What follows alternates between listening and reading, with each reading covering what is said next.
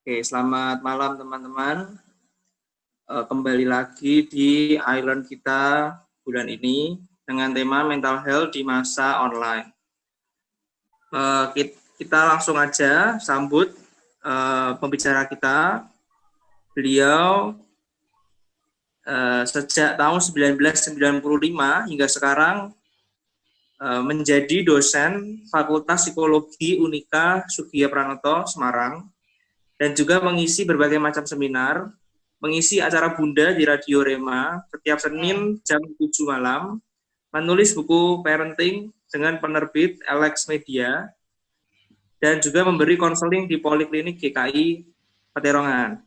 Selain itu, beliau juga S1 di Fakultas Psikologi Unika, S2 di Fakultas Psikologi UGM, dan Doktor Psikologi pada tahun 2019 di program Doktor Psikologi UGM. Langsung saja kita sambut pembicara kita, Bu Christine Wibowo. Silahkan Bu, di-share screen. Tes cek, bisa ya? Ada ya slide-nya sudah ya? Ya, jadi saya pikir ada acara dulu, ternyata langsung oke banget ini ya. Dan sudah ada 25 partisipan. Apa kabar? Semoga semua dalam kondisi yang sehat, bahagia. Tetapi bagi yang tidak bahagia dan masih kurang sehat, juga nggak masalah, nggak apa-apa. Hari ini kita bersama-sama berkumpul supaya yang merasa nggak nyaman, sakit, jengkel, mangkel, males, segala macam, hari ini nanti bisa lebih sehat lagi. Begitu ya Kak Alexander ya? Ini saya sebut nama saja ya, karena semuanya seusia anak saya ya. Tapi nanti kalau ada yang, kayaknya nggak ada yang lebih tua dari saya. Ya, jadi tadi dikenalkan oleh Kak Kensi, bahwa nama saya namanya tuh Christine Wibowo, tetapi karena beberapa media sosial menggunakannya pakai X ya, jadi Chris-nya diganti Xtin gitu, Instagram, Facebook maupun yang lain, sehingga mahasiswa psikologi sering manggilnya Bu Xtin gitu. Nah, ini di sini manggil Bu Xtin boleh, manggil Bu Christine boleh ya. Nanti waktu penjelasan terus kepengen menyampaikan sesuatu, daripada nanti nunggu di akhir lupa, boleh di chat. Jadi online maupun onsite sama-sama nyaman, tetapi kalau onsite itu langsung ketemu, itu energinya Bu Xtin diserap oleh Anda semua, diserap gitu. Jadi ketika saya tersenyum, senyuman saya itu keserap gitu energinya. Nah, ketika saya senyum, kemudian Anda membalas saya dengan tersenyum, senyuman Anda itu membuat saya senang lagi gitu. Jadi ada tarik-tarikan energi yang menarik gitu, nggak capek. Tapi begitu melihatnya monitor, wah langsung nggak sehat mental nih Bu X ini, langsung sakit tuh, nggak ada reaksi gitu ya.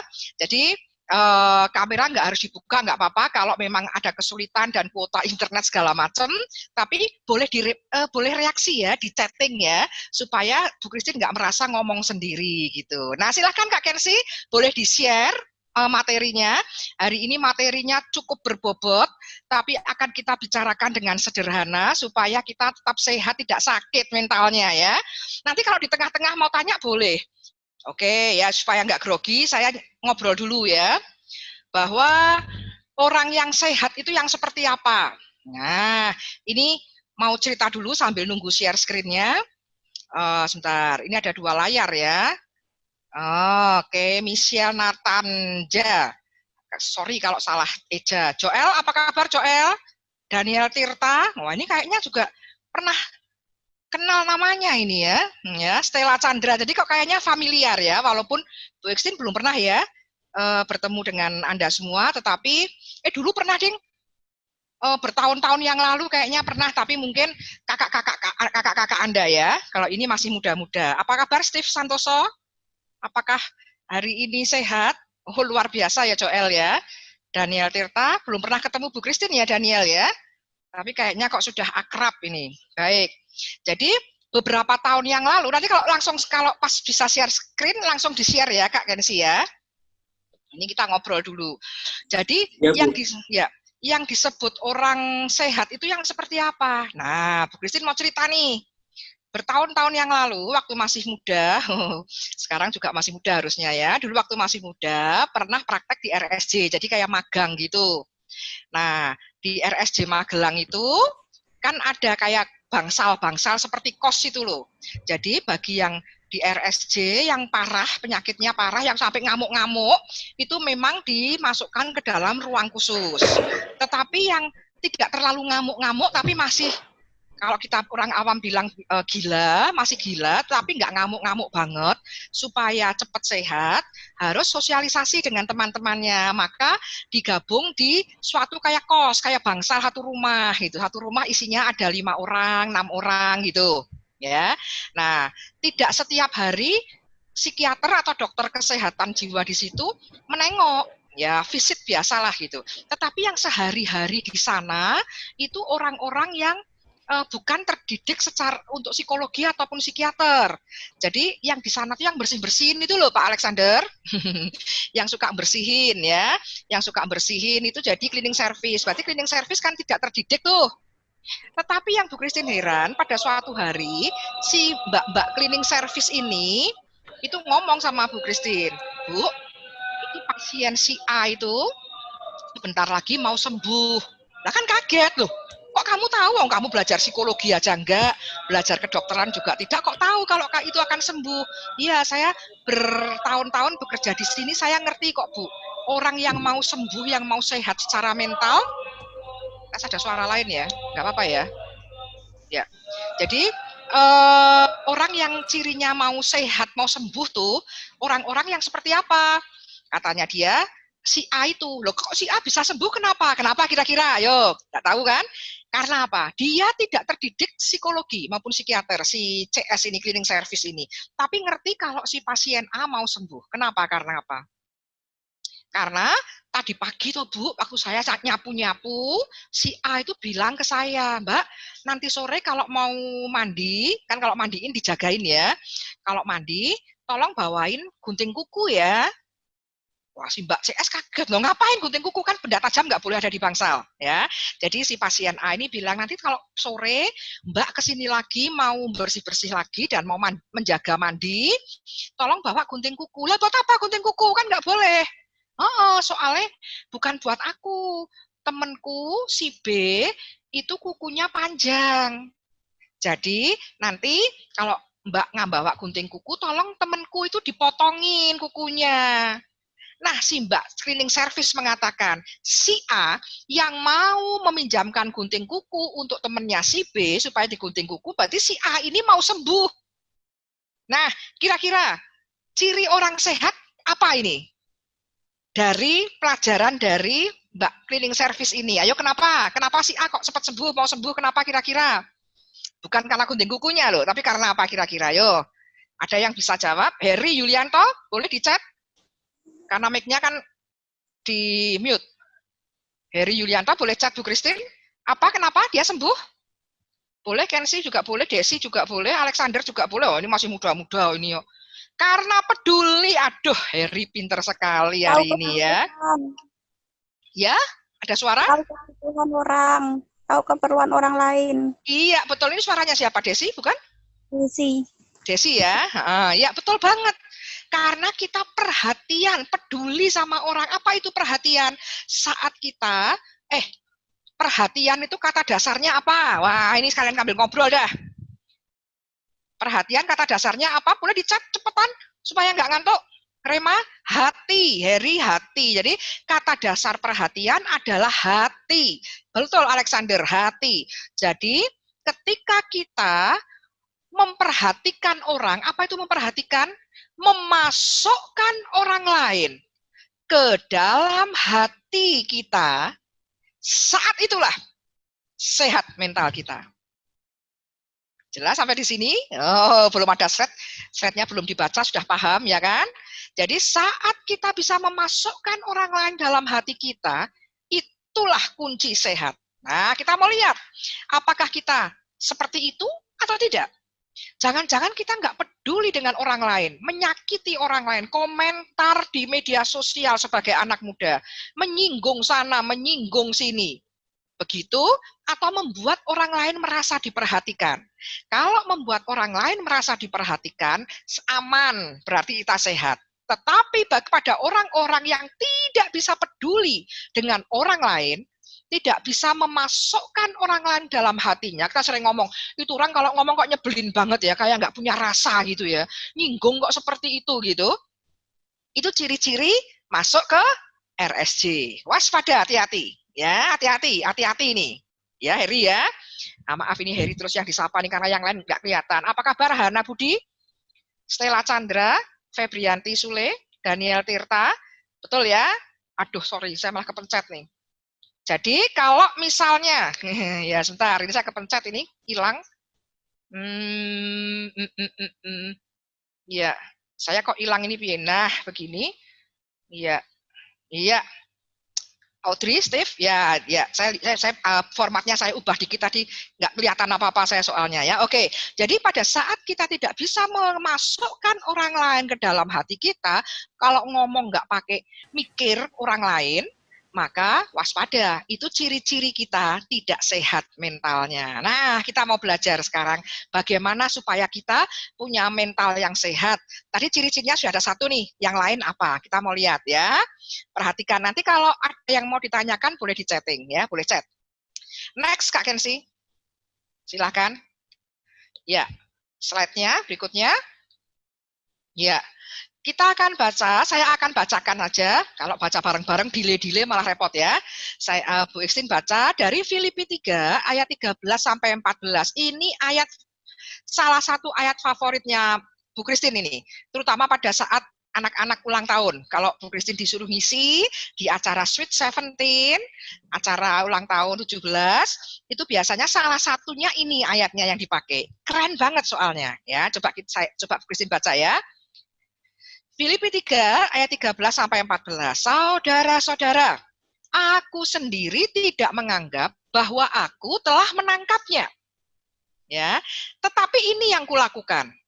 Aku melupakan apa yang telah di belakangku dan mengarahkan diri kepada apa yang di depanku. Dan berlari-lari kepada tujuan untuk memperoleh hadiah. Apa hadiahnya kalau kita berlari-lari? Yaitu panggilan surgawi dari Allah dalam Kristus Yesus. Nah, kata kuncinya adalah aku. Ini Bu Kristin ini tiru-tiru Paulus nih. Bukan berarti Bu Kristin sudah pintar gitu, sudah ngerti. Tapi mari kita bersama-sama melakukan, yaitu melupakan yang ada di belakang dan mengarahkan diri kepada apa yang di depan. Itu syarat orang sehat mental. Ya, begini ceritanya. Lanjut. Ya. Berikutnya, next, ya. Jadi, kenapa orang disebut sehat dan tidak? Next, boleh? Agak delay mungkin? Ya. Orang yang disebut dengan gangguan mental, itu yang seperti apa? Yang kena di 3 hal. Emosi, perilaku, cara berpikir. Jadi emosi itu perasaannya, itu kacau. Tadi tidak bisa merasakan perasaan orang lain. Jadi, nanti tak jelasin ya, tapi ada emosi, perilakunya juga kena, perilakunya wagu gitu. Pernah punya nggak teman yang wagu perilakunya? Ini orang mau perilakunya wagu ya. Yang lain menyanyi, dia malah apa itu? Menggeram itu ya. Beda gitu. Yang lain disuruh berdiri mau, ini duduk. Yang lain duduk, ini berdiri sendiri bingung gitu ya. Kemudian cara berpikirnya, aneh. Kita merasa bahwa nggak salah sih sebetulnya, tapi aneh. Bu Kristin pernah nih punya teman yang ternyata sekarang memang betul rada sakit jiwa. Itu mikirnya aneh. Kalau kita dulu di kantin, nah terus ada yang masuk baru, misalnya teman-teman sudah ada di kantin duduk, Bu Kristin baru masuk nih. Kan ada yang nyapa, guyon gitu loh. Waduh, Bu Kristin ulang tahun nih, ditraktir nih kita. Kan santai aja toh? Iya kan? Tetapi temannya Bu Kristin ada yang nggak seperti itu. Kita lagi guyon-guyon, lagi di kantin, begitu, dia datang. Kita guyon. Aduh, misalnya namanya si A ya. Waduh, si A ulang tahun nih, kita bakal ditraktir. Apa jawab si A? Si A jawabnya gini, oh, berarti aku didoakan ulang tahun terus tiap hari ya? Berarti kalian semua ingin aku tuh cepet tua ya? Kok saben hari aku ulang tahun? Nah, aneh nggak itu? Aneh nggak, Martinda? Yang Bu Christine cerita itu. Aneh, Bu. Aneh kan? Wagu gitu loh. Ya salah sih enggak ya, bener juga ya. Masuk tiap hari orang suruh nraktir karena ulang tahun kan ya cepet tua gitu. Salah sih tidak, tetapi wagu gitu loh. Kita bilang ya ampun, kok aneh tuh orang ini. Nah, itu ciri-cirinya. Nah, berikutnya next, silahkan. Aneh ya, Hana ya, aneh ya. Aneh Bu, wagu. Nah, keanehan-keanehan itu kalau yang melakukan orang usia di bawah 18 tahun masih belum bisa didiagnosis gangguan mental. Tetapi kalau dia sudah 18 tahun ke atas, tidak ada alasan. Dia sudah dicap sebagai gangguan mental. Nah, makanya tuh. Jadi, di sini ada yang usianya di bawah atau sebelum 18 tahun, ada nggak? Nah, ada nggak ya? Siapa ya? Yang 18 tahun ada nggak? Febrianti usianya 18 tahun belum? Ada yang belum? Audrey belum? Nirel belum ya? Nirel masih berapa tahun? Bu. Apa? Belum. Audrey? Oh, belum 18 ya. Kalau belum 18, belum bisa didiagnosis. Maka tadi Bu Christine bilang, kalau ada acara ulang tahun yang ke-17 tahun, Bu Christine yang ngomong ini, mulai sekarang, mulai umur 17 tahun, kita sudah bisa didiagnosis gangguan mental. Kalau aneh dan wagu tadi. Tapi kalau masih SD, kita masih belum bisa ngomong bahwa dia gangguan mental. Mungkin nggak mudeng. Jadi kita masih ada kesempatan untuk ngasih tahu. Oh enggak, itu kan teman-temanmu tuh guyon, minta ditraktir, kamu nggak usah marah. Itu kita bisa ngomong begitu kepada anak kecil. Terus, ketika ada anak-anak di bawah usia 18 tahun, nggak mau sekolah, kita masih katakan, loh kamu tuh usia sekolah kok nggak mau sekolah? Mbok sekolah, sini tak ajarin Bu Ekstin bagaimana caranya mencintai sekolah. Masih bisa gitu. Tetapi kalau orang itu sudah 18 tahun, itu dia nggak mau sekolah, nggak mau kuliah kalau dia ada kesempatan kuliah, atau tidak kerja dan hanya game online melulu di rumah tidak menghasilkan apa-apa, maka dia sudah bisa didiagnosis atau dilabel bahwa dia mengalami gangguan mental. Artinya, seperti Paulus bilang, nggak ada alasan. Misalnya gini, kalau Bu Christine umur 7 tahun, ada anak umur 7 tahun aja lah, kemudian jambak rambut temennya, itu masih kita tanya, misalnya namanya si A ya, A, ini bola bali si A terus ya, A, kenapa kamu kok narik rambutnya temenmu si B? Habis ya si B nyebelin, tak ajarin lo ya, supaya kamu nggak perlu jambak rambut, kamu perlu memanggil namanya. Ada loh, anak yang nggak bisa manggil temennya, nggak tahu caranya karena nggak diajarin dan dia kebutuhan khusus, nggak pernah diajarin papa mamahnya manggil temennya, jadi dia merasa kalau manggil temennya harus jambak. Nah itu kita kasih tahu karena dia masih 18 tahun ke bawah, belum bisa dianggap dia itu gangguan. Tapi ketika usia 18 tahun ke atas, dengan orang lain dia masih narik rambut, maka kita bisa cek, ini gangguan mental. Walaupun dia punya alasan. Loh Bu, saya jambak rambut temen itu karena saya ngerti, lihatnya papa mama suka jambak-jambakan kok. Lah papahku aja nyebelin kok. Nggak ada alasan. Tidak ada alasan. Ya Nirel, 19 tahun Nirel. Kalau Yogi masih usia 7 tahun, Steve usia berapa? 10. Ya, Bu Christine Jawa masih usia 18 tahun, 18 tahun plus ya, plus 32. Oh Yogi masih 10 ya, 8 tahun tadi itu ya. Oke, nah jadi kalau masih di bawah itu alasan masih oke. Oh Oktober besok baru 18, oke. Bu Christine dipanggil ulang tahun ya, undang ya. Jadi pada saat itu masih boleh alasan, misalnya gini, ada anak nih contoh lain, B, sukanya ngerokok, belum 18 tahun.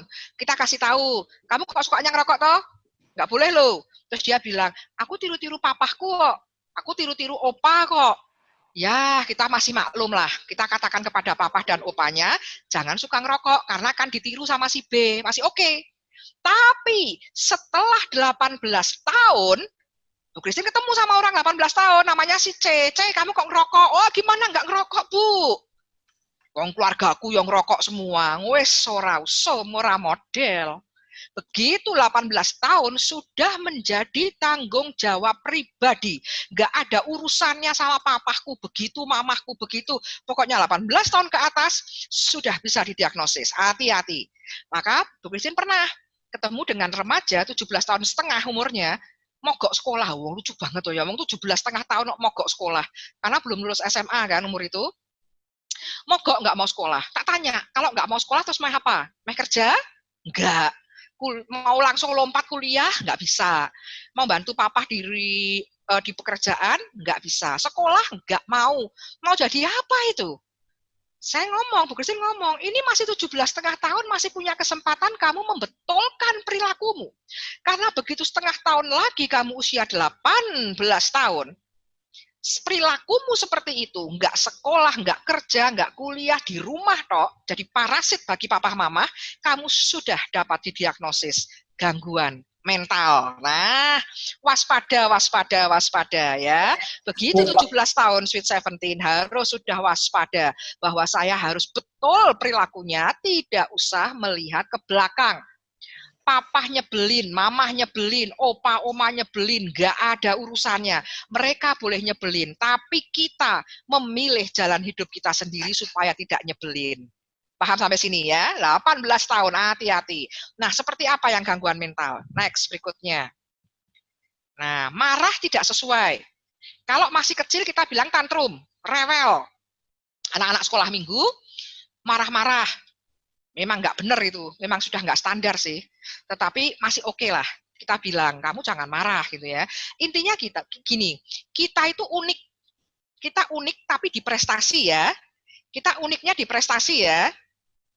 Steve, Arif, Prasetyo, kita kalau unik di prestasi ya, jangan unik di perilaku. Jadi, Gregorius Sindu pinter masak, Stefani pinter jahit, unik. Priscilla pinter pidato, oke, itu unik, oh boleh. Tetapi, kalau perilaku jangan unik, kalau perilaku harus sama dengan teman-teman lain. Jadi tidak dibully, ya, tidak dibully. Apakah ada yang pernah mempunyai teman yang dibully? Biasanya karena aneh kan? Bukan aneh di prestasi, tapi aneh di perilaku. Nah jangan. Kalau masalah perilaku, masalah yang lain-lain nggak boleh unik. Harus sama standar dengan teman-teman. Tetapi kalau prestasi boleh. Lah ini marah tapi nggak sesuai. Tuhan Yesus kita pernah marah atau tidak? Nah. Boleh dicet. Pernah marah nggak? Pernah, Rema. Pernah, Stella. Betul, pernah. Gangguan mental nggak? Nggak, karena sesuai. Jadi marah di tempat yang sesuai, pada orang yang tepat, di waktu yang pas, itu tidak gangguan mental. Ya. Waktu gereja jadi pasar, Desi, oke, ya kan nyebelin toh. Wong gereja kok jadi pasar, kan nggak bener tuh. Maka Tuhan marah, tempatnya bener. Ngasih taunya bener, waktunya juga pas. Berarti itu marah sesuai. Tetapi tidak sesuai. Semua lagi kebaktian, wah lagi nyanyi persekutuan, lagi apa youth gitu ya, nyanyi gitu. Ini yang satu ini tiba-tiba berdiri dan marah. Musiknya nggak bener. Nah itu nggak sesuai, nggak pas gitu ya. Marah ngamuk-ngamuk di pasar padahal kesalahan orang lain tidak terlalu berat. Misalnya kita nggak pakai masker di tempat umum, zaman-zaman sekarang nih ditegur sama Pak Security, ya Mbak, Mas, kalau masuk ke mall harus pakai masker. Alah, mau masuknya cuma sebentar itu loh. Ya tak pakai masker aku tuh lupa daripada balik ke parkiran. Wah, gitu ya. Atau di meja sudah dibilang maksimal tidak boleh 5. Maksimal 5, nggak boleh lebih dari 5. Ngeyel. Oh, ini kan teman saya, ini kakek saya, ini nenek saya. Iya, tapi nggak boleh lebih dari 5. Wah, marah-marah lah. Itu berarti ciri-ciri gangguan mental. Terutama di masa-masa pandemi seperti ini. Banyak sekali orang yang kemudian berubah perilakunya. Jadi sering marah-marah tidak sesuai. Nyebelin gitu ya. Itu satu ciri. Jadi kalau Anda melihat ada orang yang marahnya nggak sesuai, madek, waduh, satu ciri nih, satu tanda. Harus diikuti tanda yang lain. Kalau cuma begitu dok, belum bisa jadi gangguan mental. Bisa saja potensi gangguan mental. Ya, lanjut, next. Apalagi ciri-cirinya? Boleh kalau mau tanya ciri lain, suasana hati berubah cepat atau ada periodenya. Bisa cepat, benci tapi rindu. Wah, cepet banget. Jadi menit pertama tadi, kalian semua itu senang sama Bu Ekstin. Wih, orangnya kok apian ya, baik ya, gitu. Tapi baru Bu Kristin salah dikit aja, salah ngomong aja, langsung benci banget. Ada nggak pernah lihat teman yang seperti itu nggak? Oh, senengnya memuja-muja. Wah, kalau lagi seneng hati-hati ya, ini di masa online, kita semua sering, di masa COVID, kita sering sekali online. Ada tokoh yang kita tidak kenal apanya itu, sampai dalamnya nggak kenal, tetapi kalau kita memuja-muja, waduh keren banget ini orang, ada ya, banyak kan gitu ya, wah ada banyak, wah keren sekali orang ini, ya misalnya Bu Kristin aja lah, Bu Kristin tuh pinter, baik, ramah, hatinya besar ya, hatinya besar, sabar, oh pernah ketemu ya Hana ya, pernah ya gitu ya. Nah, tapi terus, namanya manusia, Bu Kristin pernah salah. Anda pernah lihat Bu Kristin di pasar nawarnya kok rodok kebangetan, langsung diupdate status. Wah, kurang jahat, bodoh banget, nggak tahu punya terima kasih, tidak bisa bersyukur, beli gitu aja kok nawar. Wah, langsung marah-marah gitu. Jadi melihat kebaikan orang sedikit, memuja-mujanya banget. Begitu orang itu salah dikit, bukannya kita tegur dengan baik, malah marah. Oh, Arief Prasetyo sedang introspeksi. Ya, jadi ada yang seperti itu, benci tapi rindu. Nah, ini baru satu gejala. Gejalanya harus banyak dulu, baru dianggap gangguan mental. Kalau cuma satu, kita bisa kasih tahu dan dia berubah, oke. Ada juga yang sesuai periode. Jadi gini, kita kadang merasa aneh gini. Waktu Januari sampai Maret kemarin, anak ini nih, temanku ini diem banget, disuruh apa ya? Disuruh persekutuan nggak mau, vokal grup nggak mau, disuruh jadi suruh berdoa nggak mau, diem, nyebelin banget orangnya, diem terus. Tapi April sampai Juni, saya mengenal dia tidak seperti biasanya, ceria banget, semangat, update status berkali-kali, sehari bisa posting foto tuh 5. Nah, gitu ya. Padahal biasanya nggak pernah posting foto. Ini tiba-tiba begitu. Itu April sampai Juni misalnya. Nanti Juli sampai September down lagi, sepi. Diem, diem nggak mau aktivitas lagi. Tapi begitu Desember aktif banget. Jadi kita tuh ngerti ada periodenya. Nah, ini gejala juga. Suasana hati yang berubah dengan cepat, benci tapi rindu. Pernah kenal dengan teman seperti ini? Nah, itu kalau punya teman yang kayak gitu tuh, pas dia lagi semangatnya itu, disuruh macam-macam tugasnya diselesain semua. Selesai semua itu. Bisa dalam waktu sehari dia mengerjakan banyak tugas. Tapi begitu nanti datang depresinya, datang nyebelinnya itu, diem terus gitu, ya dia merenung. Disuruh aja menciptakan lagu atau puisi. Ya, jadi kalau kita punya teman yang punya gejala-gejala seperti itu, asal kita bisa memberdayakan mereka dengan baik, pas gitu ya. Baik, Arief sedang introspeksi, jangan lama-lama introspeksinya, Arif. Nanti Bu Kristin ditinggal introspeksi ya. Lanjut, itu 2 gejala.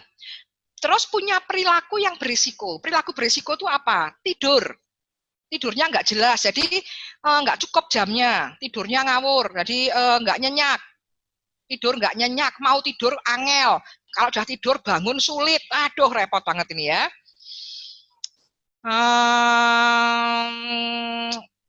Boleh dijawab Desi, boleh nggak kalau kita sharing? Oh boleh banget. Karena media sosial itu kita untuk sharing. Kalau sharing di medsos dari yang marah sampai yang sedih tapi menyebut nama orang nggak cocok. Sudah dibilangi tapi gitu terus padahal udah usia 30-an lah, ya itu gangguan. Jadi gini, namanya juga media sosial. Kita sharing yang untuk umum, yang semua orang paham. Tapi kalau kita tidak cocok dengan beberapa orang, itu kita kalau menegurnya harus negurnya gimana? 4 mata menurut Tuhan kita, ya kan? Jadi media sosial itu untuk memuji orang. Jadi, nah ini kalau Anda nanti cocok sama Bu Kristin nih, Michelle, Natanja, Martinda, Irin atau yang lain, cocok, boleh diupdate di caption di Instagram boleh. Hari ini ketemu dengan Bu Kristin rasanya seneng banget. Walaupun orangnya cerewet dan nyebelin tapi nyenengin. Nah, itu boleh di media sosial. Tapi kalau mau menegur jangan di media sosial. harus di 4 mata saja, maksudnya berdua saja, begitu ya. Tetapi kalau sharing curhat, itu japri aja kalau curhat. Dengan orang yang kompeten, nanti ada slide-nya. Kita boleh sharing dengan orang yang memang kita merasa dia bisa mengatasi persoalan itu, enggak sharing di media sosial umum. Aku benci banget dengan Bu Ekstin gitu. Enggak menyelesaikan masalah, enggak. Itu bukan untuk curhat, tapi untuk sharing. Sharing yang lain ya, begitu. Kalau sudah usia 30-an dikasih tahu sulit, nah ini nanti tugasnya Desi cerita ke dia. Kalau masih 18 tahun ke bawah, oke. Kalau sudah di atas masih begitu, hati-hati loh. Nanti gangguan mental. Nah, gitu ya, guyon ya. Jadi perilaku berisiko yang lain boleh chatting. Tidur, tidak bisa tidur. Jadi jatuh tidur itu sulit. Ada masa-masa ngantuk banget, cekluk gitu ya. Itu sulit. Mempertahankan tidur sulit. Makan, terlalu banyak makan atau kurang makan. Nggak mau makan sama sekali, itu juga perilaku berisiko ya. Ngebut-ngebutan, perilaku narkoba, seks bebas, itu termasuk perilaku berisiko. Kalau seperti itu, berarti sudah merupakan gejala gangguan mental. Ditambah dengan tadi emosi yang nggak jelas, ditambah dengan marah yang nggak sesuai, ya sudah hati-hati, itu berarti gejala itu ya. Bagaimana dengan insomnia? Itu termasuk gangguan. Ya, gangguan dalam perilaku itu. Jadi kurang. Jadi itu harus diselesaikan. Ada masalah apa gitu. Karena tidur itu untuk seperti handphone di-charge gitu ya. Jadi seperti di-charge gitu supaya energi kita pulih dan sebagainya. Nah, orang-orang insomnia ini bukan orang yang suka lek-lekan loh. Insomnia itu kepengen tidur tapi nggak bisa. Nah, ini perlu diselidiki penyebabnya, perlu dibetulin gitu Rema ya. Lanjut. Jadi perilaku berisiko merupakan salah satu tanda gangguan. Ya, lanjut Kak. Ya. Perilakunya nggak wajar. Tadi yang Bu Christine bilang wagu itu. Jadi membuat teman-teman itu kepengen membuli. Jadi kalau terjadi pembulian, yang salah pasti pelakunya. Pelaku itu salah. Tetapi jangan lupa, biasanya si korban itu punya perilaku yang nggak wajar. Perilaku yang aneh. Sehingga risiko untuk dibuli. Nah, yang membuli gangguan, yang dibuli juga sering-seringnya juga mengalami gangguan karena aneh. Maka jangan aneh di perilaku, ya. Harus sama dengan teman-teman yang lain. Paham di sini ya?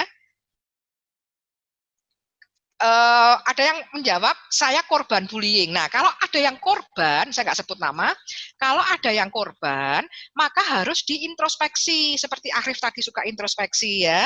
Kenapa aku dibully? Pelaku jelas salah. Tetapi pembulian terjadi karena si korban juga punya potensi, sehingga dia dibully. Kalau memang yang bully itu orang jahat, maka semua teman itu dibully sama dia. Tapi seringkali yang membuli pelakunya itu hanya membuli orang-orang tertentu saja. Dan orang tertentu itu kok aku. Nah, berarti aku yang harus introspeksi gitu. Benar nggak? Yang dibully tidak semua. Benar nggak? Iya. Oh ya. Baik, ya, sebentar. Ini rame nih pertanyaannya nih Kak Kensi. Kayaknya sampai jam 1 malam nanti ya. Jadi dicek, kenapa saya dibully? Karena pembulian tidak terjadi pada semua teman kelas kalau sekolah ya. Tidak semua teman semua dibully. Kok saya yang dibully? Kenapa? Diintrospeksi. Berarti ada di saya itu ada yang aneh dan berbeda. Apanya yang beda? Apakah penampilannya, misalnya teman-teman pakai seragam, aku pakai baju seperti mau ke mall. Teman-teman mengerjakan tugas dengan benar, aku selalu salah, telat mengumpulkan tugas, atau ada apa? Ada sesuatu yang berbeda. Apakah sifat saya nyebelin? Kalau update status selalu menyinggung perasaan. Nah, itu sehingga itu potensi untuk dibully. Perlu diintrospeksi, harus itu, ya. Nah, sebentar, ini ada pertanyaan. Kalau gonta-ganti pasangan, termasuk enggak? Nah, nanti kapan-kapan ngundang Bu Christine lagi tentang tema pacaran. Tak ajarin caranya ya. Kalau gonta-ganti pasangannya itu gini gantinya, bukan gonta-ganti tapi ganti. Yang namanya pacar itu kan bisa putus ya. Dan dia putus dengan baik. Dengan baik itu maksudnya gini loh. Selesai masalahnya dengan orang A, dia putus, terus kemudian dia menyambung dengan B, itu nggak masalah karena pacar. Nanti Bu Christine diundang lagi untuk tema pacaran, nanti tak cerita nih ya. Nah, tapi kalau gonta-ganti pasangannya itu sudah menikah, itu nggak, pasti gangguan itu. Jadi nggak seneng kalau cuma satu orang, kayaknya nggak puas gitu kalau punya hubungan dengan orang satu tok itu nggak puas gitu. Nanti kapan-kapan nak ceritain deh, itu tema lain, itu menarik banget. Kapan kita bisa yang disebut dengan pacar itu definisinya apa dan sebagainya ya. Pacar itu banyak sebetulnya ya. Pacar itu artinya untuk anak 18 tahun ke bawah dengan 18 tahun ke atas definisinya beda. Kapan-kapan diskusi lagi dengan Bu Ekstin. Atau bisa lihat Instagramnya Bu Ekstin, pernah tak sampaikan itu ya. Terus ya Dea, kan banyak nih, kan banyak informasi terkait psikologi lewat internet. Dan kita sering mendiagnosis, ini yang nanti sebentar lagi ini. Padahal tidak semua terkait dengan psikologi, kadang benar, kadang tidak. Nah, jangan self-diagnosis ya, jangan diagnosis diri sendiri, nggak usah gitu. Maka hanya waspada perlu, kok aku begini, tapi nggak perlu didiagnosis. Kalau memang ragu-ragu, boleh nanya ke psikolog, gitu ya. Jadi nggak usah deh ya, nggak usah diagnosis diri sendiri, nggak usah. Tapi kayak gini loh, seperti kalau kita sakit fisik, kan di internet ada tuh, kalau pusing, gemeter, sesak napas, berarti gejala DB misalnya nih. Loh, saya kok gitu ya? Terus ngepas-ngepasin tuh kadang-kadang. Nah, terus kita merasa murung sendiri, beneran sakit betulan. Sakitnya bukan karena gejala itu, tapi karena stres. Jadi mending kalau tahu seperti itu, ragu-ragu, boleh tanya ke dokter. Nah, nanti ada ceritanya, gitu ya. Oh ya, ini ada yang begitu ya. Ya, baik. Oke, jadi ada perilaku yang tidak jadi diintrospeksi ya. Oke, lanjut Kak. Slide-nya. Penyakit fisik kok nggak sembuh-sembuh. Padahal dokter bilang ini nggak ada penyakitnya. Contoh ya, sariawan pindah-pindah. Nggak ada ya. Nggak ada toh? Punya teman nggak? Ada nggak punya teman yang sariawan aja tiap hari? Gatel tiap hari. Padahal sudah diperiksa ke dokter, dokter bilang ini nggak ada penyakitnya. Gitu ya, sudah dikasih obat vitamin macam-macam ya gatel, sariawan, mual, pusing bendino, pusing kepalanya sakit terus. Nah, itu gejala-gejala ada persoalan. Batuk terus. Asal nggak ada permasalahan kesehatan, berarti kemungkinan stres. Nah, ini caranya gini. Batuk tapi bukan COVID ya, oke. Jadi, sering-seringlah kita itu namanya biofeedback ya. Jadi kita bercermin. Jadi fisik sama psikis itu berhubungan. Sangat berhubungan. Ini disebutkan psikosomatis. Soma tubuh, psiko itu psikis. Itu saling berhubungan. Kalau ada yang nggak pas, yang satu bereaksi. Jadi supaya gampang nih Anda nih, kan senang bercermin. Sering-seringlah bercermin. Kalau pas lagi bahagia banget, coba bercermin. Nah, ngaca gitu kan? Kelihatan di sana. Oh, aku nih bahagia. Walaupun kita nggak tertawa, nggak tersenyum, diam aja. Pokoknya aku nih lagi happy banget, coba bercermin. Wajahnya diperhatikan seperti itu. Nanti suatu saat, ketika kita bercermin, kok wajahku nggak seperti waktu happy kemarin itu, berarti itu fisiknya itu ngomong ke kita. Bu Christine, aku tuh capek loh fisikku. Jadi kamu tuh aku capek. Nah, walaupun kita merasa nggak punya masalah, tetapi fisik itu mengatakan sesuatu. Bahwa nggak tahan. Maka harus dilihat, punya masalah apa nih saya? Bu Christine inget-inget. Oh iya, kemarin jengkel banget sama teman, belum diselesaikan masalahnya. Ternyata itu ganggu. Gitu loh ya. Jadi kalau punya hal-hal fisik yang kelihatan, kok aku sariawan terus. Ini fisik lagi ngomong sama kita. Aku nggak tahan. Kita harus melihat ada masalah apa gitu. Karena ini berhubungan banget ya. Tetapi kalau kita kemudian happy, bergembira, kalau kita punya masalah, kita olahraga aja. Kita olahraga, dancing, nyanyi yang seneng gitu ya. Walaupun hatinya menangis, tapi fisiknya bergerak senang, nanti otak akan merekam. Loh, orang ini kok bergerak-gerak senang gitu. Maka aku mengeluarkan hormon-hormon senang. Padahal kita lagi sedih. Paham maksud Bu Christine ya? Jadi misalnya kita hari ini sedih nih, maka tadi Bu Christine bilang sedih itu nggak dosa, nggak apa-apa. Tapi kemudian song leader atau song leadernya ngomong, mari kita menyanyi dengan bersukacita. Kita pura-pura aja bersukacita fisiknya, tepuk tangan, bergerak. Nanti otak mikir, loh, orang ini kok lagi seneng ya? Berarti aku mengeluarkan hormon-hormon sukacita gitu. Nanti kita rasanya kok seneng ya, gitu ya. Jadi karena fisik dan psikis saling berhubungan. Moga-moga paham. Kalau nggak paham boleh tanya. Pencernaan lah ya, itu sakit pencernaan itu termasuk psikosomatis. Kalau memang dokter bilang nggak ada masalah. Yang saya diagnosis ini, padahal saya mahasiswa psikologi. Katakan, oke. Oh, mahasiswa psikologi ketemu Bu Christine nggak deh ya? Iya. Daniel, betul, sering-sering bercermin. Sampai spionnya mobil orang di parkiran buat cermin, ya boleh, silahkan, terserah gitu ya. Oh, di Undip ya? Ya, oke. Seperti itu ya. Jadi kita bercermin dalam kondisi bagaimana biofeedback. Jadi feedback ke kita. Bu Christine sering kok.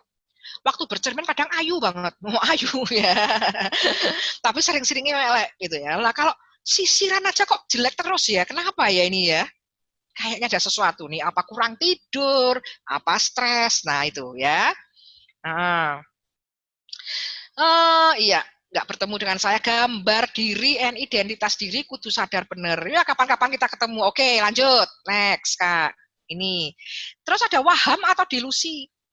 Itu gangguan mental kalau sudah sampai kita mengalami gejala-gejala tadi. Kalau cuma satu-satu nggak apa-apa ya, jangan khawatir ya. Kita olahraga, kita menyanyi, nanti kita hormon sukacita akan keluar ya. Tetapi kalau kita mengenal orang sudah waham atau delusi, itu waspadalah karena bahaya. Apa itu delusi? Beda dengan halusinasi.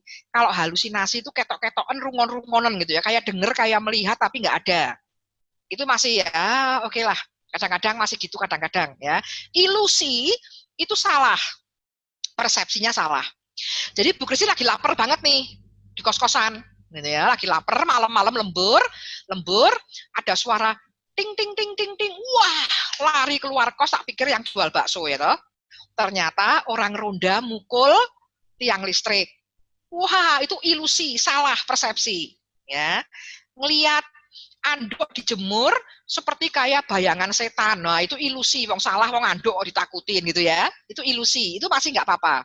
Yang kedua yang agak lumayan rodok, hati-hati halusinasi. Sering mendengar, sering melihat, sering mencium sesuatu yang nggak ada. Itu halusinasi, itu udah mulai hati-hati. Aku kok sering gitu ya, kenapa ya? Mungkin dalam kondisi stres tuh, kalau kita seperti itu ya, dicari permasalahannya. Nah, delusi ini lebih parah lagi. Dia merasa seolah-olah menjadi apa gitu. Misalnya, Bu Christine seolah-olah merasa menjadi anggota grup Blackpink. Skiso. Ini beda-beda, ada halu ya. Halusinasi, halu ya, istilah mereka anak-anak ya, halu. Gitu ya. Terus besok pagi, Bu Christine bilang gini, ini saya salah satu anggota grup Blackpink, tapi dengan yakin gitu. Orang lain bilang enggak. Awang Bu Christine wis tuwa. Dan ibu kan dosen psikologi. Enggak. Saya itu Blackpink itu. Nah, itu dan itu dipercaya banget. Nah, Jenny Blackpink gitu ya. Yang jualan es krim ya, Harry ya. Wah, itu delusi banget. Ada yang merasa seperti nabi. Aku tuh nabi yang harus bernubuat. Nah, kalau ada orang yang seperti ini, waspadalah. Kita lihat, kehidupan sehari-harinya baik nggak? Kalau kehidupan sehari-harinya sudah nggak benar, ya berarti dia delusi. Tapi kalau kehidupan sehari-harinya benar, dan suatu hari Bu Christine bilang, saya itu anggota Blackpink, Anda harus percaya. Oh, Blackpink yang zaman tahun dulu mungkin, gitu ya. Kira-kira seperti itu. Ini hati-hati. Apakah seorang indigo mengalami halusinasi? Beda lagi. Indigo itu beda lagi. Beda lagi. Orang awam akan mengatakan itu halusinasi, tapi beda lagi. Nanti kapan-kapan undang Bu Christine dah di jadwal ya.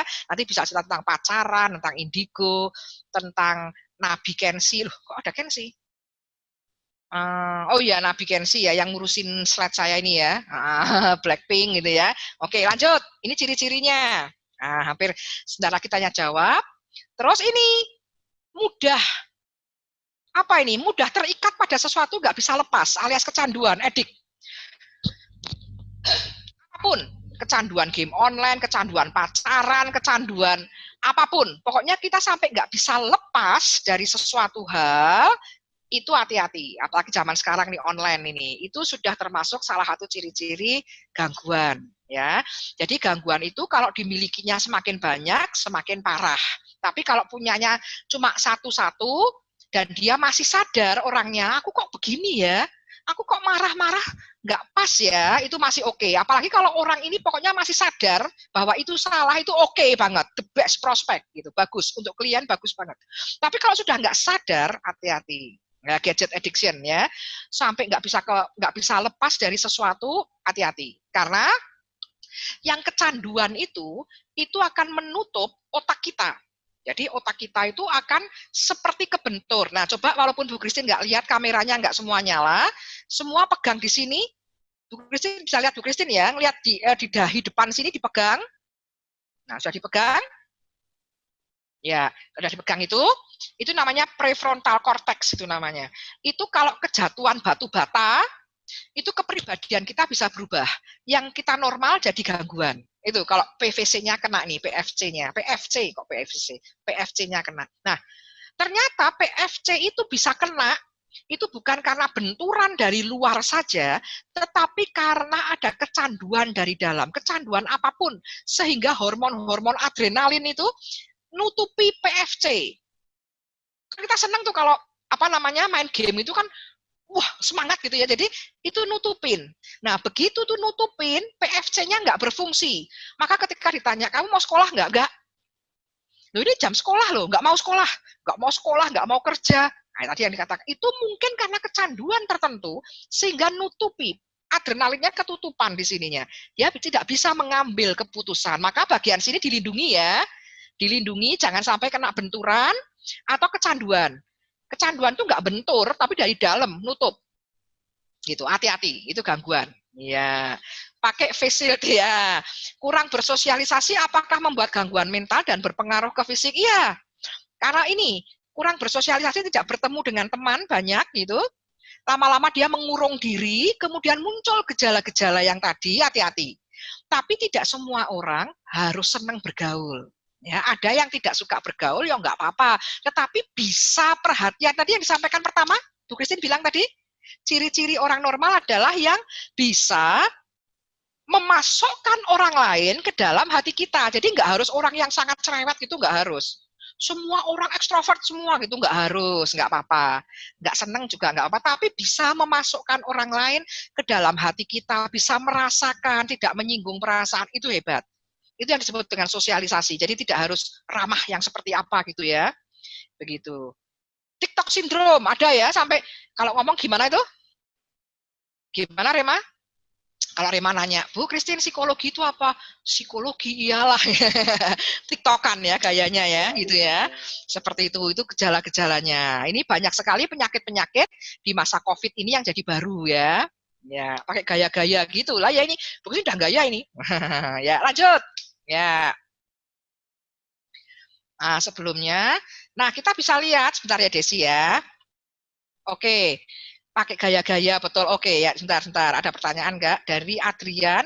Kalau kecanduan pelajaran, apapun yang disebut kecanduan enggak benar. Sampai belajarnya terus-terusan gitu, nggak mau yang lain-lain, sampai nutupi gitu, sampai dia tidak bisa mengambil keputusan, ya salah. Pokoknya jangan kecanduan. Kecanduan itu sesuatu yang meracuni otak soalnya, ya. Kan bersosialisasi pakai online. Ya kalau bersosialisasi pakai online nggak apa-apa, kan nggak kecanduan. Nggak terus-terusan gitu loh ya. Nanti sebentar. Nah, faktor penyebab dari gangguan mental itu ada yang bisa diubah, ada yang tidak bisa diubah. Yang nggak bisa itu karena syaraf. Karena keturunan, karena pola asuh. Tetapi ada banyak yang bisa diubah. Ini contoh, yang bisa diubah itu cara ngatasi masalah, cara berpikir. Maka kita perlu sekolah, perlu ada acara-acara seperti ini, island ya. Kemudian kemampuan adaptasi. Nah, hal-hal yang bisa diubah, itu yang kita fokuskan. Jangan fokus pada yang tidak bisa diubah. Lah gimana Bu, saya nggak halu. Wong papahku aja sukanya halu, nggak bisa. Usia 18 tahun nggak ada alasan itu. Kita usia 18 tahun fokusnya pada yang bisa diubah. Ini kemampuan adaptasi, memberdayakan dukungan, belajar dari pengalaman, fokus ke masa depan. Ini kalau ada yang mau ditanya nanti boleh. Caranya gimana? Jadi, walaupun Bu Christine misalnya nih, keturunan broken home, papah mamah cerai, papah melakukan kekerasan, mamah nggak jelas malah minggat pergi gitu ya. Pola asuhnya galak, otoriter.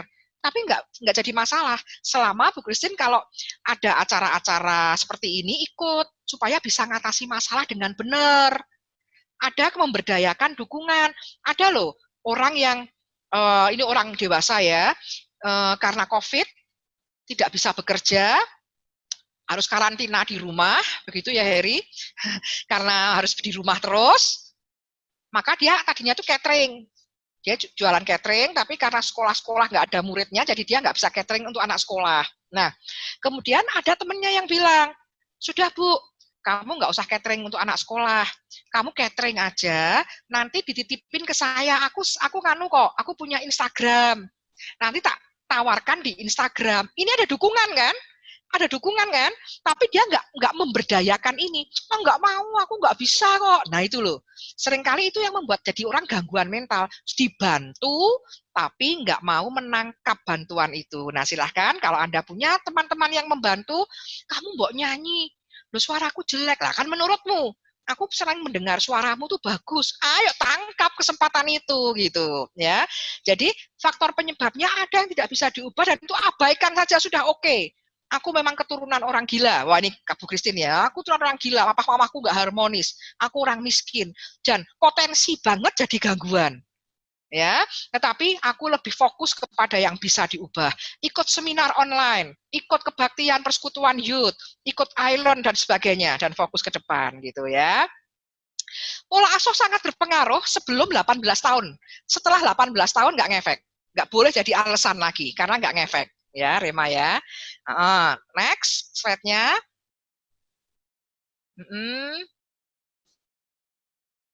Kalau curiga, ada pertanyaan, kalau curiga tetapi itu ada dasarnya, ya oke, kita sampaikan. Misalnya Bu Christine curiga sama Desi. Desi curiga sama Bu Christine, langsung sampaikan, aku kok curiga ya kamu begini-begini. Tentu aja menyampaikannya harus dengan sopan. Tapi kalau nggak ada dasar curiga terus, ya itu berarti kitanya nggak nyaman ya, nggak pede. Kalau misalnya Bu Christine punya teman yang Bu Christine curiga terus, teman ini harus bisa mencari kenapa kok Bu Christine ini curiga. Jangan-jangan pernah melakukan kesalahan dulu sehingga nggak bisa dipercaya lagi, sehingga penuh dengan curiga gitu ya. Takut ditinggal dan sebagainya, ini nggak pede berarti. Asal pasangan itu tidak selingkuh sebenarnya, maka orang ini dibuat pede, disuruh fokus kepada prestasinya. Ketika dia punya prestasi, nanti dia nggak curigaan lagi sama orang lain. Harapannya begitu, ya. Itu jawaban singkatnya ya untuk yang pertanyaan secara privat. Nah, kenapa masalah tadi ada yang nggak bisa diubah, ada yang bisa diubah, yang tidak bisa diubah rasa digagas, nggak usah dipikirin. Yang dipikirin adalah yang bisa diubah. Kalau punya masalah jangan dipendam. Ini seperti gunung es. Masalah itu seperti gunung es. Kelihatannya cuma sedikit yang di atas, tapi mungkin di dalamnya itu banyak sekali kita gondok itu loh. Nggak selesai. Kita bilang, alah wis lah ora usah diselesaikan, wis pendem aja. Hati-hati. Jangan suka memendam persoalan. Tetapi harus next. Ya. Kita harus punya ventilasi, punya jendela. Kalau Anda merasa kita membuka curhat perasaan kita melalui pintu terlalu besar, gunakanlah jendela. Kalau jendela masih terlalu besar, gunakan ventilasi. Jadi harus punya ventilasi hati. Kita harus bisa curhat ke orang yang kompeten. Nah, tadi Bu Christine bilang nih ya, yang seperti apa curhatnya? Silahkan next. Sambil lihat chatting. Ya, kita harus next dulu. Ya, kalau punya masalah, jangan dipendam lebih dari 3 hari. Tadi gunung es tadi ya, jangan dipendam, tapi sampaikan, selesaikan.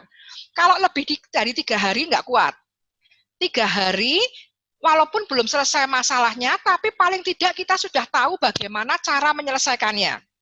Ya, coba Anda bayangin kalau memang nggak ada, bayangin aja, membawa pensil berat nggak? Membawa bolpen berat nggak? Boleh dicat? Ringan, Rema. Berat nggak bawa bolpen? Enggak. Tapi Bu Christine bilang, bawalah bolpen seperti itu terus, posisinya, sampai besok pagi. Nah, rasanya gimana, Alexander? Bawa bolpen tidak berat, tapi kalau sampai besok capek, kemeng, ya kemeng sakit, iya betul Desi, Rema, ya sakit kemeng, ya kan, pegel. Berarti kita kalau punya masalah apapun, manusia itu kuat, asal tidak terlalu lama. Paling tidak sudah ngerti caranya. Tuhan kita memberikan contoh waktu Jumat Agung, ya. Tuhan disiksa secara fisik, secara psikis, secara mental. Tetapi Tuhan move on dalam waktu berapa hari? Padahal itu habis-habisan loh.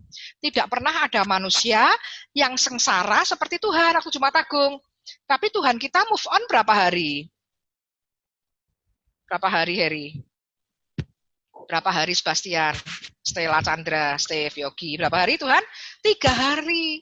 Jadi kita 3 hari aja harus move on. Paling tidak kalau belum bisa menyelesaikannya, kita sudah tadi punya ventilasi sehingga kita bisa menyampaikan ke orang yang kompeten. Next slide. Oh, berikutnya dulu supaya agak cepat. Oh, enggak ada ya? Enggak ada, yang pokoknya kompeten lah. Kita harus ngomong sama orang yang berkepentingan. Misalnya enggak mudeng pelajaran, segera nanya sama guru, oh ini ya, kontak dengan yang kompeten. Jadi, kalau ada persoalan dengan nilai, ya sampaikan ke guru, enggak usah curhat di media sosial. Jengkel dengan Bu Christine, ngomong langsung ke Bu Christine, enggak perlu di caption Instagram atau di live IG gitu ya. Jadi yang kompeten sampaikan. Cukup 3 hari saja. Dan tidak boleh menyimpan rasa bersalah terlalu lama. Tadi ada gambar tangan, Kak Kensi, boleh ditayangkan kalau enggak angel, yang gambar tangan yang trutul itu.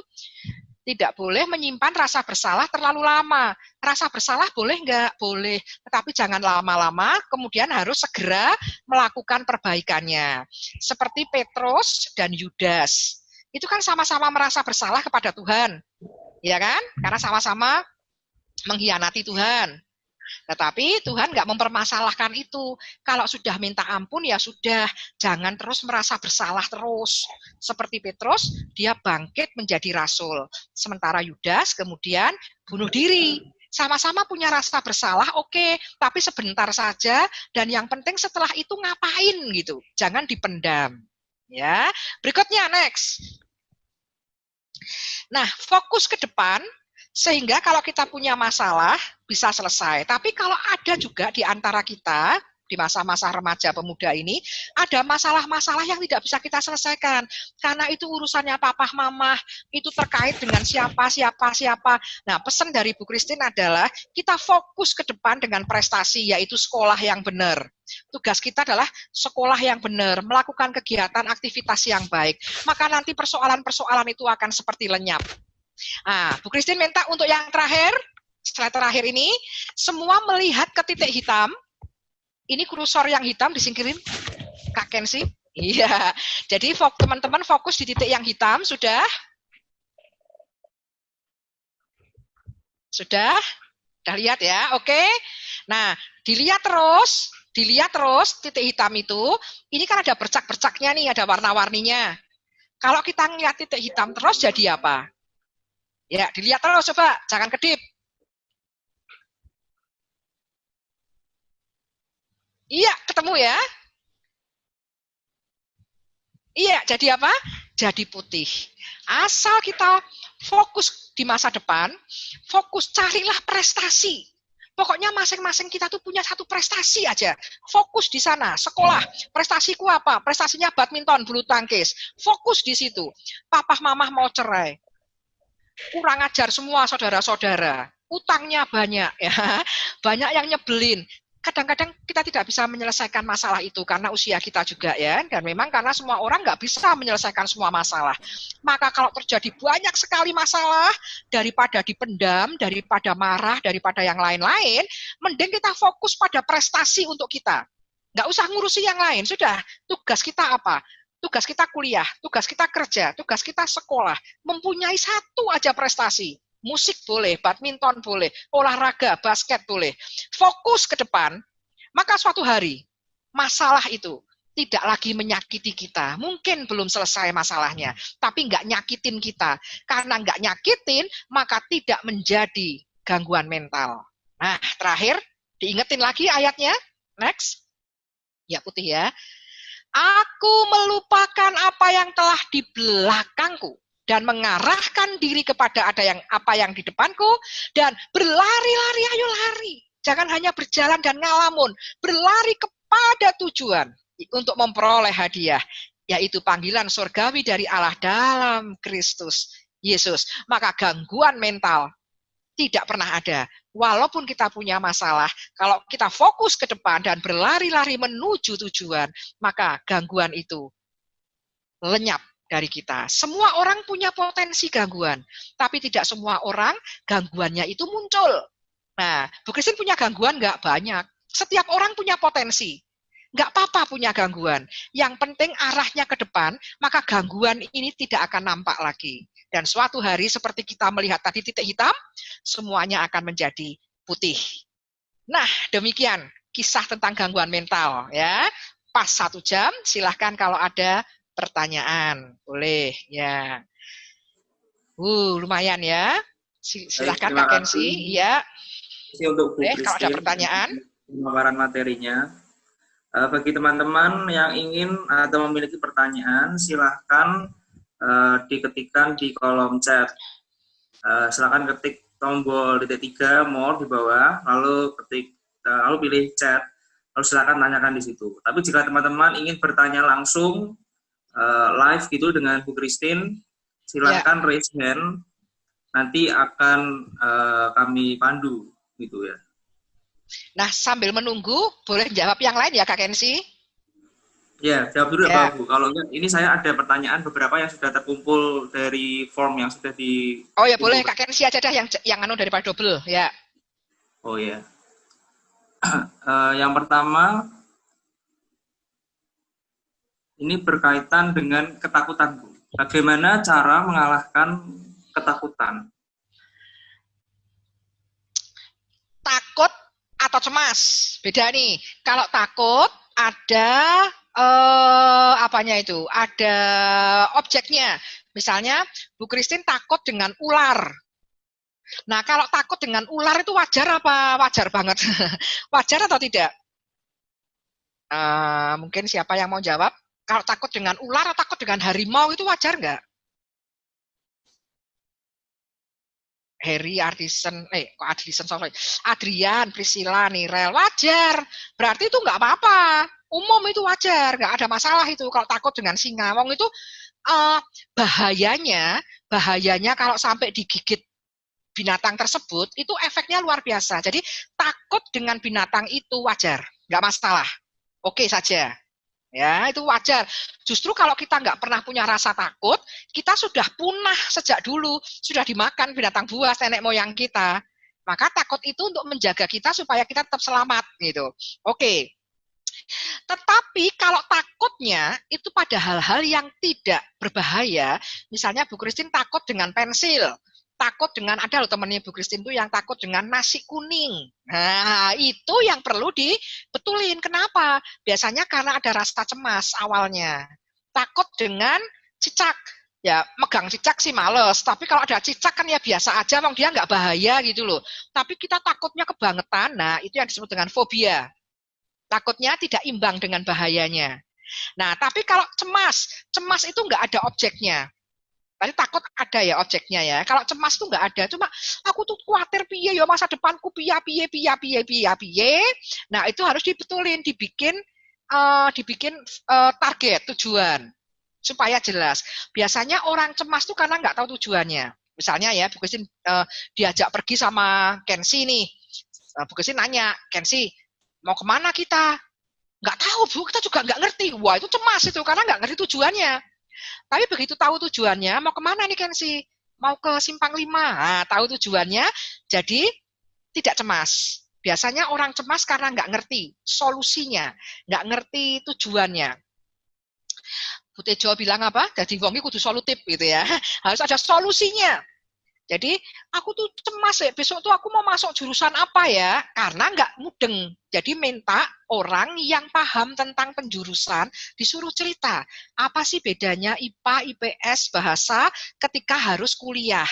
Nah begitu informasi jelas, Bu Christine pikir cemasnya turun. Cemas itu karena kita nggak paham gitu. Nggak bisa lihat gambaran jelasnya. Kalau bisa lihat gambaran jelasnya, biasanya orang tidak cemas. Itu seperti itu ya. Kalau cemas nggak punya duit itu sama dengan Bu Christine ya. Kalau nggak punya duit bingungi. Nah, caranya bagaimana supaya punya uang? Nah, kalau sudah tahu caranya, cemasnya akan turun. Tanya pada orang yang pakar, kompeten di bidang itu. Biasanya akan turun kecemasannya. Ya, itu. Kemudian, apalagi pertanyaannya nih, takut nggak pegang duit, ya, itu Bu Christine banget itu. Kalau delusi, tapi dia nggak nyadari ya. Jadi gini, orang mau gangguan apapun tuh nggak masalah. Kadang-kadang gangguan orang, apalagi gangguan anggota keluarga kita, suatu hari akan jadi kenangan loh, betul nggak? Ya, misalnya Bu Christine tuh paling senang ngajak ngomong dulu. Semua benda mati tak ajak ngomong. Apalagi kalau mau acara seminar online begini, Bu Christine ngajak ngomong. Apa aja lah yang ditemuin gitu. Lagi nyiram bunga yang ngomong sama kembang. Jadi besok tuh ya, mental health itu artinya begini-begini gitu. Ya itu kan gangguan banget toh. Asal gangguan itu tidak menurunkan fungsi sehari-harinya, masih bisa ngajar di fakultas psikologi, sama anak-anak masih benar, ini nggak apa-apa. Nggak masalah punya gangguan. Setiap orang tuh nggak harus 100% sehat, nggak harus. Ada gangguannya nggak apa-apa. Dan suatu hari, gangguan ini justru akan menjadi kenangan buat orang-orang dekat kita. Kalau Bu Christine pergi, anak-anaknya Bu Christine tuh kangen katanya, karena nggak ada yang cerewet, nggak ada yang ngajak ngomong gitu ya. Jadi kadang-kadang gangguan anggota keluarga kita akan menjadi kenangan. Asal gangguan itu tetap membuat dia berprestasi, punya kehidupan yang baik. Tetapi kalau dia mengalami gangguan dan dia nggak ngerasa punya gangguan, dan itu sudah menurunkan kualitas hidup dia, dan kualitas hidup orang-orang dekatnya. Jadi kalau dia orang tua nih, anak-anak jadi sebelah papa mamahnya, papa itu kok delusi banget, toh nganggep dirinya nabi misalnya ya, mamah keganggu, dia jadi nggak bekerja, dipecat di sana sini. Nah, ini berarti harus ke psikolog. Gitu. Berarti ini ada tanda-tanda gangguan yang serius. Tapi asal orang itu sadar, nggak masalah. Gitu. Kira-kira seperti itu jawabannya ya. Wah, ini ada pertanyaan lain. Kadang suka binatang lalu ngobrol sama binatang, nggak apa-apa, ngobrol nggak apa-apa, asal dia kan ngerti, ini aku ngobrol nih sama binatang. Ketika ada teman yang nanya, ini Bu Christine ngomong sama anjing nih, ini terus ada orang yang manggil Bu Christine, oh ya gimana, nyambung, nggak masalah, nggak apa-apa. Tapi kalau Bu Christine jadi nggak bisa kemana-mana gara-gara ngurusin anjing melulu, diajak kemana-mana nggak mau lah. Ini Bu Christine lagi ngurusin anjing, kok lagi gini, apa-apa kok anjing terus, sampai diajak ngomong nggak nyambung sama orang, waspada. Ya, waspada. Gampangnya itu tadi cirinya. Kita bisa memberikan hati kepada orang lain dan memasukkan orang lain dalam hati kita, itu wajar. Baperan atau gampang tersinggung, nggak apa-apa. Kalau baperannya normal, maksudnya sensi ya. Jadi mudah tersinggung, tetapi kemudian dia bisa beradaptasi dengan baik, tidak mengganggu hubungannya dengan orang lain, nggak apa-apa. Tapi kalau dikit-dikit tersinggung kayak tadi, disuruh nraktir, oh berarti kamu mendoakan aku ulang tahun terus ya. Nah itu sudah nggak wajar. Kemudian kita kasih tahu ke dia dan dia oke, nggak masalah. Bapernya pada waktu-waktu tertentu aja nggak masalah. Tapi kalau sensi banget, bad mood banget, nyebelin, kalau hanya satu gejala dikasih tahu oke, nggak apa-apa. Tapi kalau ditambah dengan gejala halusinasi dan yang lain, waspadalah. Jadi intinya gejalanya nggak boleh berdiri sendiri. Kalau berdiri sendiri tok masih aman, masih oke. Apalagi orang itu sadar ya, gitu ya. Melamun, ada yang melamun lama banget sampai mengganggu produktivitas. Ini berarti ada suatu masalah yang ganjel tadi. Seperti gunung es, ada yang dipendam. Nah, begitu ada yang dipendam, ini membuat tidak fokus. Kalau nggak membuat tidak fokus, berarti ini perlu diselesaikan. Walaupun aku baik-baik saja tuh, baik-baik saja, tetapi suka ngalamun dan mengganggu aktivitas sehari-hari, turun, sudah pasti itu harus dibetulin. Itu harus ada keterbukaan. Tadi ada ventilasi. Ada ventilasi, begitu ya. Nah, oh, aku kadang ngomong sama laptop waktu nge-lag atau error. Bu Christine sering bilang, wah kamu tuh jane nggak genah, boleh, nggak apa-apa. Asal kita sadar. Yang tidak baik itu yang begini. Ketika kita lagi, nah Bu Christine kan senang nonton drama nih, drama Korea, drama Cina, pokoknya sinetron, Bu Christine senang. Ada yang suka nggak drama Korea, drama Cina ya? Nah, mungkin anak-anak remaja suka membayangkan kalau seandainya aku jadi peran utamanya. Jadi suka ngalamun, aduh kalau aku jadi peran utamanya gitu ya. Itu wajar. Yang tidak wajar adalah pada saat ngalamun itu lupa dengan posisi yang sebenarnya. Kayak tadi, aku suka drakor ya dia ya, sama ya kayak Bu Christine ya. Kayak tadi, Bu Christine senang dengan Blackpink. Terus menganggap diri sebagai siapa? Jennie ya. Menganggap diri sebagai Jennie. Kalau hanya bayangin toh, oke, aku jadi Jennie gitu. Oke ya. Tapi terus waktu bayangin jadi Jennie itu lupa kalau ini tuh Bu Extin. Ketika anaknya Bu Extin manggil, "Mah," oh langsung es krim gitu ya. Langsung nyanyi es krim lah, nyanyi apa gitu ya. "How you like that?" gitu misalnya gitu-gitu ya. Nyanyi gitu. Lupa. Nah, itu yang nggak wajar. Tetapi sekali tempo kita menjadi orang lain, membayangkan melamun, tapi kembali lagi ke dunia nyata, oke. Tapi ketika melamunnya itu kebablasan sampai lupa dengan diri aslinya, itu yang waspada. Gitu ya. Kita kan seringkali pecah toh, seperti gini. Bu Christine kalau sehari-hari pagi tadi kuliah sebagai dosen, Bu Extin kalau di rumah sebagai ibunya anak-anak kan beda.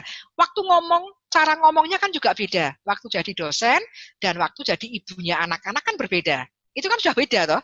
Tapi kan masih ingat waktu ngomong sama anak-anak sebagai ibu, ingat kalau Bu Extin jadi dosen. Waktu jadi dosen kan ngomongnya beda tuh. Tapi ingat kalau Bu Extin jadi sudah punya anak. Itu nggak masalah. Tapi kalau jadi dosen terus lupa segalanya, hati-hati, gitu ya. Bipolar, asal bukan di ideal. Ini pinter-pinter kok sudah ya, nggak pecah ya, personalitinya nggak split ya.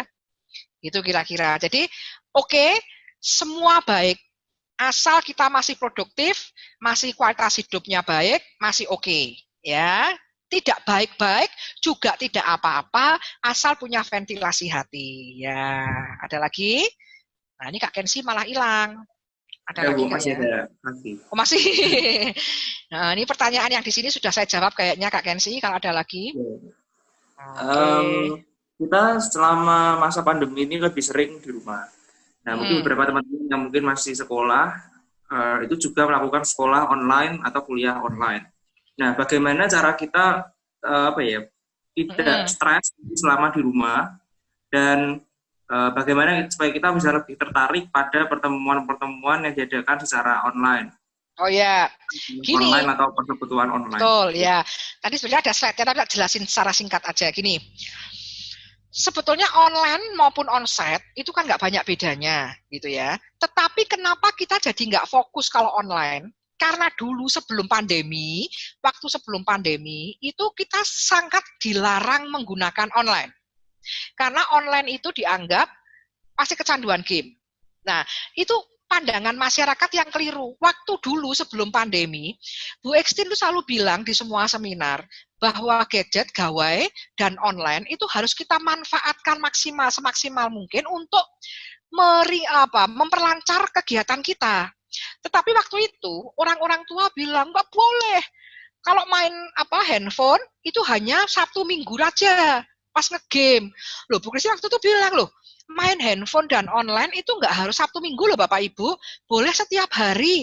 Apalagi untuk cari informasi, untuk komunikasi dengan papa mama. Tapi waktu itu orang tua pada ngeyel. Nggak boleh. Pokoknya main handphone itu hanya bisa Sabtu Minggu. Akhirnya, otak kita itu mikirnya apa? Otak kita itu, oh, online itu kalau untuk ngegame. Karena hanya Sabtu Minggu.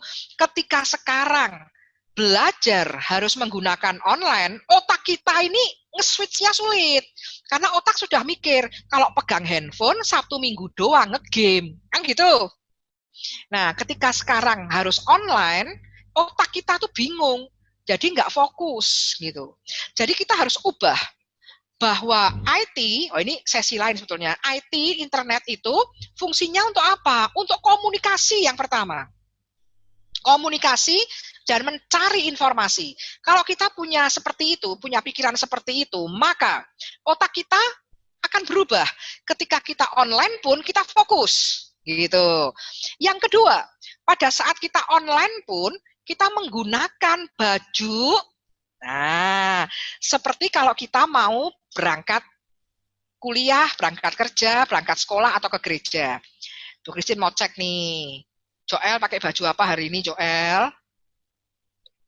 Kita menipu otak nih, tanda kutip ya, kita guyonnya menipu otak. Kalau kita pakai bajunya seperti mau tidur, otak mengirimkan hormon-hormon ngantuk. Ya, gitu. Jadi ngantuk waktu online. Maka kalau mau sekolah, pakai baju seragam ketika seperti mau sekolah. Mau kuliah juga pakai baju seperti mau kuliah. Bu Christine pakai baju ya rapi seperti ketika kita akan berangkat ke gereja. Jangan alah di rumah ini pakai baju santai aja, pakai tiduran. Nah, otak mikirnya kita mau tidur, gitu Kak Kensi. Pakai baju partai apa baju pantai? Gitu ya Kensi ya. Jadi kita pikirannya harus diubah bahwa IT dan internet, handphone itu untuk komunikasi dan informasi, bukan untuk nge-game aja. Jadi bisa setiap saat kita lakukan. Jadi otak kita tuh mikir ini sedang sekolah gitu ya. Gimana Kak Kensi, ada lagi? Ini banyak pertanyaan yang di privat. Ya. Ini ada satu lagi yang dari online, Bu. Ini yang mungkin ini lebih luas ya jangkauannya antara online sama tidak online. Mungkin selama hidup atau mungkin dalam pandemi ini, kita memiliki banyak sekali tugas yang seringkali itu menumpuk gitu ya, Bu. Mungkin kalau sekolah, PR atau ulangan, atau mungkin yang ujian-ujian gitu, itu numpuk sekali. Mungkin beberapa juga yang kerja tuh kerjanya sangat numpuk. Nah, bagaimana cara kita menghindari stres dalam kondisi yang seperti itu? Gini, kalau terjadi penumpukan tugas dan seterusnya, kita perlu introspeksi. Apakah ini salahnya pandemi, atau jangan-jangan ini memang sudah kebiasaan kita sebelumnya? Jadi, masa pandemi ini memang membuat kita jadi hidup normal, gitu ya, kembali back to normal, gitu. Sebetulnya bukan new normal ini, back to normal. Harus normalnya memang begitu orang itu. Bekerja itu ya tidak numpuk dan sebagainya gitu. Nah, baru kerasa ketika pandemi. Waduh lah, kok numpuk kabeh ini, aku di rumah terus jadi kerasa gitu loh. Nah, kalau seperti ini perlu diintrospeksi. Apa jangan-jangan memang cara kerja saya dari dulu pun sebelum pandemi suka-suka menumpuk-numpuk gitu. Gitu ya. Tetapi kalau memang itu karena pandemi, karena masalah pandemi, ini kita sekarang itu tadi ada slide-nya, tapi saya percepat sehingga saya ilangin aja itu. Nanti dah kapan-kapan kalau ada waktu ya, itu ada slide yang kalau Kak Kensi sempat boleh di-share slide-nya, Kak Kensi yang gambar bunder-bunder itu, kalau nggak sulit ya. Tapi kalau sulit, ini kita sudah sampai berapa bulan ini kita online? Kan sejak Maret ya sebelumnya. Nah sebelumnya ini yang memperdayakan. Nah ini dia, ini yang masa pandemi ini. Ini kita kan pertamanya di comfort zone, di zona nyaman. Sebelum pandemi itu di zona nyaman. Yang seperti itulah kita gitu ya. Padahal sebetulnya nggak normal. Nah, setelah ada pandemi, kita harus hidup normal. Nah, ada di masa yang oranye, yang zona ketakutan ini, zona ketakutan, Verson ya. Ada zona ketakutan. Itu ribut itu. Itu maksimal berapa hari tadi Bu Christine bilang? 3 hari. Tadi Bu Christine bilang kalau ada suatu gangguan atau masalah, 3 hari aja habis itu move on. 3 hari kita emang gebrakan gitu, waduh, mumet gitu ya, karena semua online. Bu Christine juga ngajar biasanya onsite, sekarang harus seperti YouTuber, online. Jadi penguasaan materi, penguasaan IT, dan penguasaan seni menyapa di online ya, itu zona ketakutan, bingung. Tapi itu cukup 3 hari saja, karena kita harus sampai ke zona yang kuning, zona belajar. Nah, itu setelah 3 hari kita mulai belajar keterampilan-keterampilan yang baru di masa pandemi ini. Sehingga sekarang sudah berapa bulan? April, Mei, Juni, Juli, Agustus, sudah setengah tahun loh, sudah 6 bulan. Kita mestinya sudah di zona yang hijau, zona bertumbuh. Kita sudah memiliki cara bekerja yang baru. Seperti itu. Jadi kalau kita masih di zona yang orange, itu berarti kita harus berlari-lari mencari kemampuan kita yang baru, yang cocok untuk di masa pandemi ini. Nah, mestinya sudah setengah tahun, harusnya sudah ke zona bertumbuh. Begitu Kak Kensi. Ya, ini jawaban singkatnya. Begitu. Jadi, nggak boleh dong kita, ya Kita nggak bisa terbenam di zona ketakutan terus. Kita sudah sampai ke sana ya. Jadi harus menggunakan cara-cara yang baru. Dulu Bu Christine kalau ngajar kan langsung sama mahasiswa. Setelah itu hari Jumat masih ngajar. Hari Minggunya lockdown Unika. Seninnya sudah harus online. Wah, itu belajarnya kedabrukan itu memang. Kedabrukan dan kedubrakan ya. Itu zona ketakutan, panik, bingung ini ngajarnya gimana biar mahasiswa mudeng. Cukup 3 hari. Nah, selama 3 hari itu belajar dari orang IT. Bu Christine telepon orang-orang IT, ini caranya gimana nih? Pakai menggunakan Cyber Unika. Cyber Unika mirip-mirip kayak Zoom gini, ya. Pakai Cyber Unika, bagaimana cara presensi mahasiswa? Ya belajar. Mungkin belum bisa, tapi 3 hari itu sudah nyaman. Nah, apalagi sekarang sudah setengah tahun. Harus menggunakan cara-cara yang baru, yang formatnya mungkin baru. Cepat berubah. Ayo berlari-lari. Tadi Paulus bilang begitu. Gitu ya. Ya Bu, mungkin pertanyaan terakhir yang dari chat itu Bu. Ya, yang sakit baby blues tuh ya. Ya itu. Saya bacakan aja Bu ya. Karena ini rahasia ya mungkin ya kayaknya ya. Oh sudah, enggak rahasia kok ya? Enggak, ini chat ke semua soalnya. Oh ya, oke. Kalau Ibu, saya mau bertanya, di dalam komunitas mahasiswa Kristen kota, ada satu orang pengurus yang kami gumulkan. Jadi teman kami ini memiliki latar belakang sering dibully semenjak dini dan dalam keluarga sering dibanding-bandingkan. Nah, Ibu, teman kami ini terkena sakit baby blues setelah melahirkan adik teman kami itu. Padahal ibunya juga memiliki riwayat skizofrenia. Nah, pertanyaannya, teman kami ini di dalam kepengurusan sering melakukan hal-hal yang mengganggu teman-teman non-pengurus. Contoh ketika menjadi admin Zoom, mengeluarkan atau mengklik teman-teman yang lain yang sedang dalam persekutuan. Sering juga ketika ditegur, nggak terima dan malah terkesan menyalahkan orang lain. Menurut Ibu, sikap kami sebagai seorang sahabat bagi teman kami ini seperti apa ya, Bu? Iya, ini agak ya menarik sekali pertanyaannya dari Daniel ya. Ini pertanyaan apa? Yang terbaik dilakukan adalah sudah dipanggil belum teman ini? Dan diberitahu bahwa itu nggak pas perilakunya. Memang mau nggak mau kita asertif. Asertif itu lemah lembut ya. Asertif itu lemah lembut itu bukan bukan lemes, apa istilahnya, hingah-hingih bukan. Tetapi di antara pasif dan agresif ini Daniel mungkin paham maksud saya. Kalau di sini kita diemin aja, kalau agresif itu diserang, kita di tengah-tengah. Jadi kita panggil dia baik-baik, kemudian kita sampaikan, berikan contoh detail. Waktu kamu nge-kick temenmu itu nggak beres, nggak bener gini gitu. Kita sampaikan. Kalau memang dengan seperti itu tidak bisa, boleh langsung disarankan untuk ke pembimbing. Dirujuk ke pembimbing rohani ya, di gereja mungkin ada ya apa istilahnya begitu ya.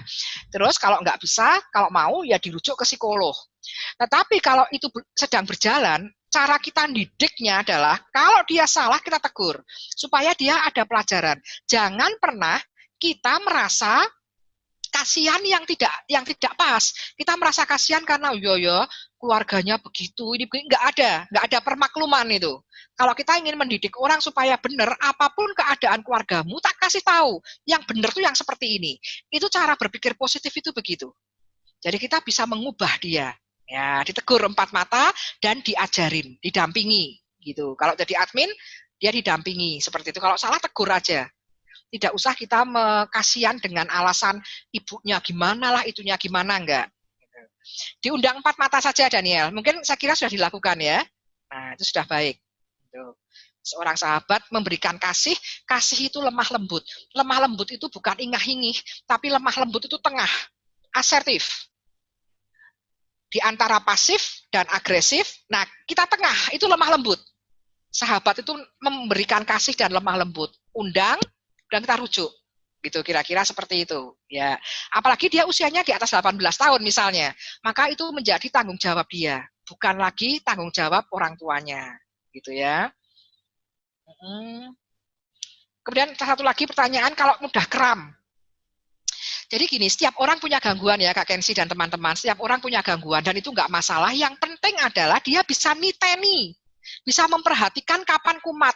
Saya waktu kalau ngomong atau apa tuh suka keringetan tangannya. Cemas nggak cemas tuh keringetan. Tapi saya harus lihat bagaimana supaya saya tidak keringetan gitu. Keringetan apa dosa ya? Enggak, tapi kan nggak nyaman. Caranya gimana? Oh, berarti saya menyiapkan materi dengan betul dengan baik, dengan menguasai materi, maka keringetannya itu akan berkurang. Nah, gitu. Nah, teman Anda yang kram, itu dicoba-coba. Pertama mencoba. Untuk menghilangkan kramnya gimana ya? Mesti pernah terjadi, dia sembuh, tidak kram. Nah, itu dititeni dan diulang. Misalnya, waktu itu saya dengerin musik, maka kramnya hilang. Nah, dengerin musik. Jadi, Anda adalah psikolog buat Anda sendiri. Terapi yang paling cocok adalah terapi dari kita sendiri. Dengan cara, niteni, aku sembuhnya begini. Nah, itu diulang aja. Gitu. Ya. Begitu, Kak. Ya, baik. Terima kasih Bu Christine untuk pemaparan materi dan juga tanya jawabnya. Mungkin cukup sekian sesi alan kita malam hari ini. Kami dari Youth Gereja Alpha Omega mengucapkan terima kasih untuk terima Bu kasih. Christine. Sama-sama terima kasih. Ya, semoga bisa diaplikasikan dalam kehidupan sehari-hari. Tetap sukacita. Ya.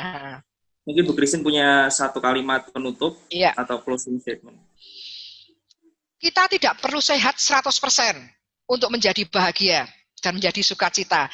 Nggak sehat juga nggak apa-apa. Keadaan kita nggak baik tidak apa-apa. Kita punya gangguan tidak apa-apa. Yang penting adalah kita tahu gangguan kita, bagaimana menyikapinya, dan seperti Rasul Paulus katakan, kita fokus ke depan dan berlari-lari menuju tujuan. Maka semua gangguan itu akan menjadi kenangan dan suatu hari kita akan menceritakan gangguan kita itu dengan penuh sukacita. Salam sukacita.